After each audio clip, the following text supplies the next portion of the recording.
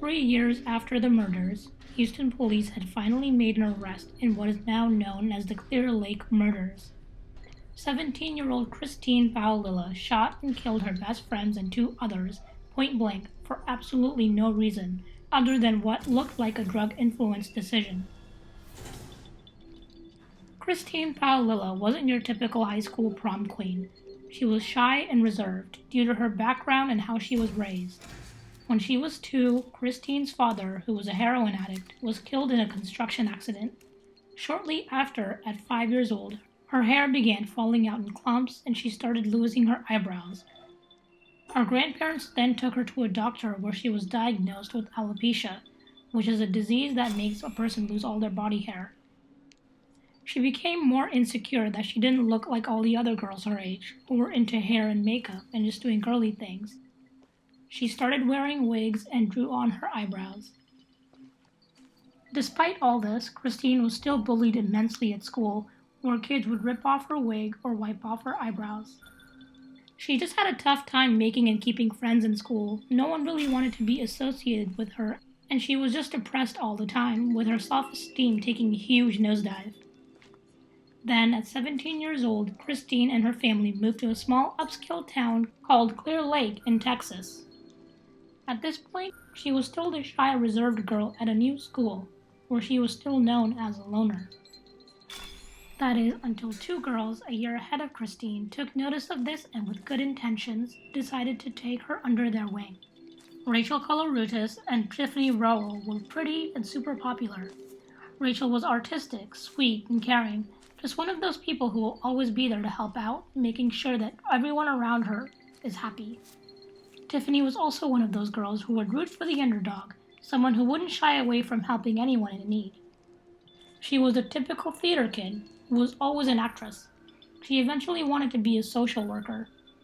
Christine was coming home happy from school, more upbeat and bubbly, and her family noticed that instant switch in her personality.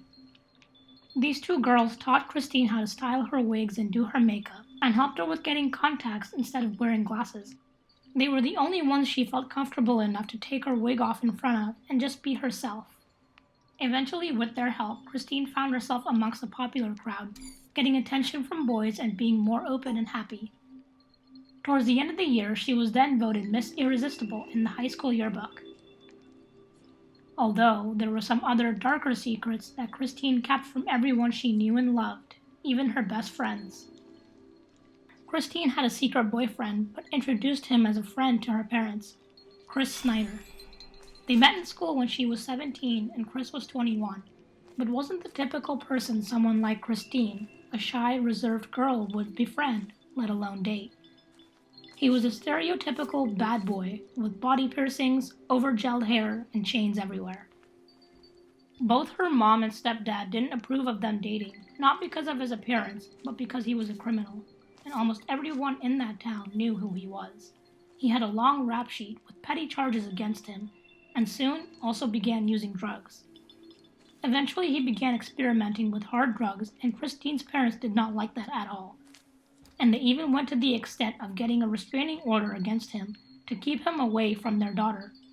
But there was just no stopping Christine Paolilla from seeing Chris Snyder. Rachel and Tiffany also found out that Christine was seeing this man and also disapproved of him because they were innocent and known as the good kids on the block. They weren't criminals and they didn't even go near drugs, let alone experiment with it. They both tried so hard to get him away from her. Once they began dating, Christine became more sheltered and isolated from everyone, either because she felt like she didn't fit in with her friends anymore, or because of the pressure and influence of Chris. Her mom noticed it all, though, remembering a time where he would just rip off her wig just to embarrass her in front of her peers. But Christine put up with it because she felt loved, and was in an actual relationship. Christine's stepfather noticed it too, where he would just do everything in his power to split them apart, grounding her and taking away her privileges. But for a 17-year-old girl, that didn't do much at all. Christine was also a very jealous girlfriend. One time, after a particular fight, she went out to the porch of the house and slept there, threatening Chris that if he called the police or got her in trouble, she would kill his entire family. Slowly, she started to distance herself from her family and friends, but she was never kicked out of her friend group because they all still cared about her and her well-being. However, eventually, the only person left that Christine could depend on was Chris Snyder. At this point, Rachel and Tiffany would carry on hanging out without Christine because they knew that Chris would also be tagging along, which is when they would also keep in touch with her, but also putting some distance between them. So now, their friend group consisted of Rachel and Tiffany, Tiffany's new boyfriend Marcus Priscilla, who would always spend time with her and her friends. Marcus would frequently bring along his cousin, Adelbert Sanchez, who was new to the neighborhood and wanted to show him around and help him make some friends. On July 18, 2003, this friend group were just hanging around at Tiffany's place. Tiffany lived there on her own as her family had moved out. This was then known to the group as a place where they could all go to be alone, party, hang out, just do whatever, as kids do.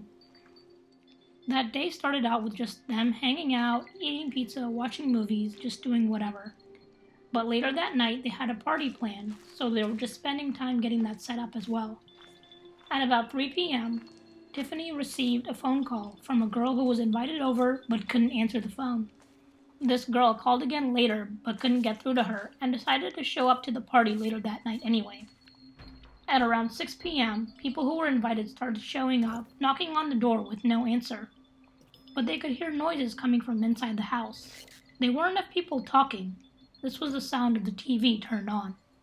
Someone from that group of people decided to see if the door was unlocked, turned the door handle, and when they got inside, they saw the most horrifying scene.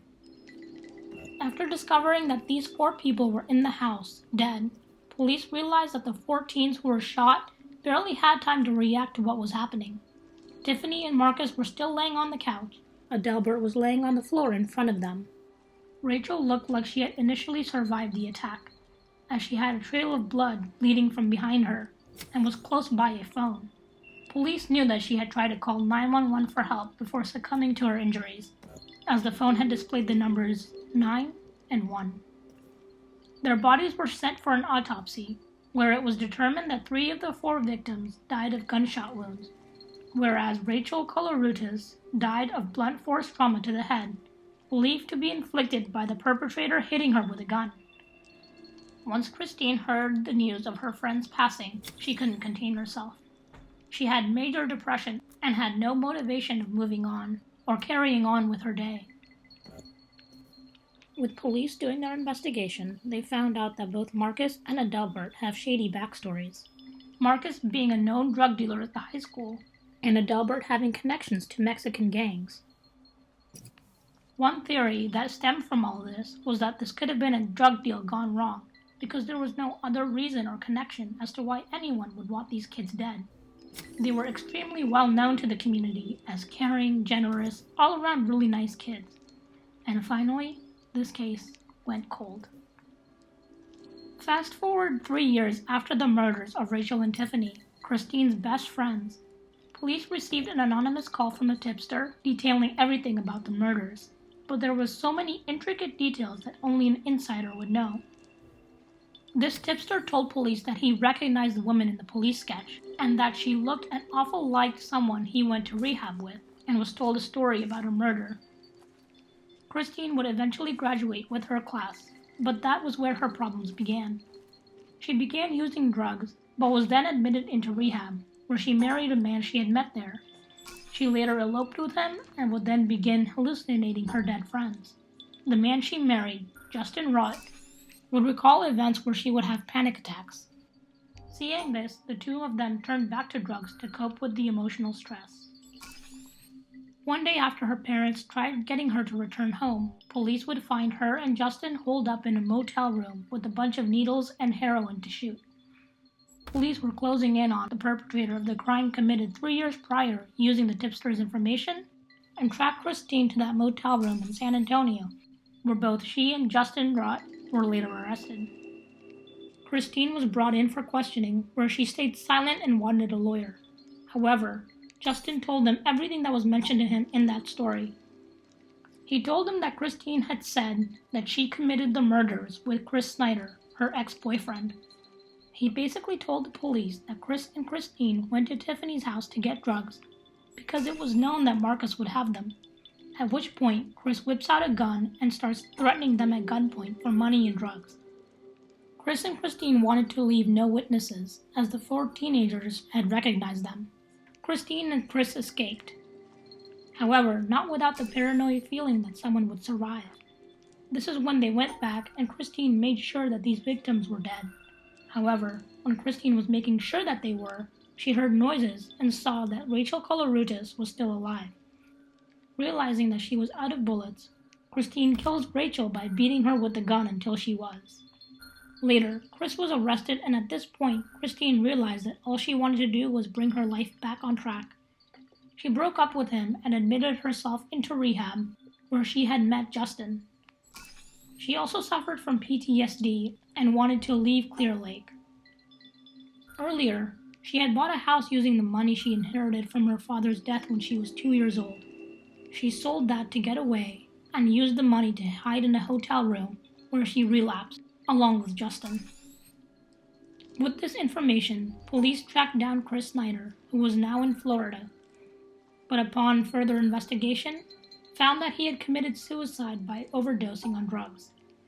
Christine had finally admitted her involvement in the murders, but due to her being a minor at the time, couldn't be tried for the death penalty. Christine Paolilla was sentenced to life in prison with the possibility of parole in 2046, when she will be 60 years old.